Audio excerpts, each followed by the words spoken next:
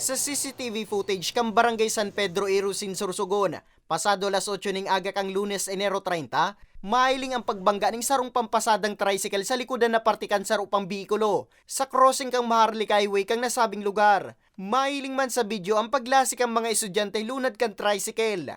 Sigun kay Police Staff Sergeant Jomar Hermo kang Irusin Municipal Police Station, paliko na kuta ang nabunggong SUV sa crossing, mantang pasiring man kuta sa Galianosa National High School ang nakabunggong tricycle hasta mangyari ang insidente. Binisto ang driver kan tricycle na si Junito Maestre Escaniela, 57 anyos kang Barangay Bagsakan, mantang dai naman pinangaranan pa ang driver kang SUV na sarong doktor.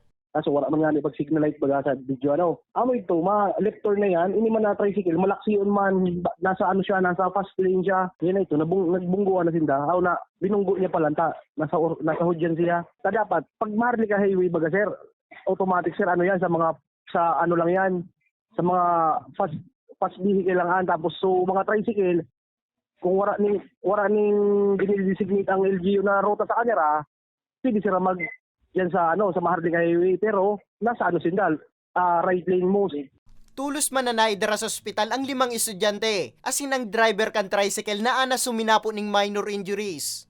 So mga passenger, wala man po mga light injuries man lang po yan, mga gas-gas man sana. Mga estudyante po, yan po kasi na tricycle sir, yan, kolorum yan, wala man yan ning kumpleto wala. Sa presente, nagkaigwana ning pag-uulay ang ambuslado, asin nagkaareglo na. Nagpaparayray naman sa kanya-kanyang residensya ang mga nalugadan sa insidente. Para sa mga baretang Tatak Bicol, Nomer Corporal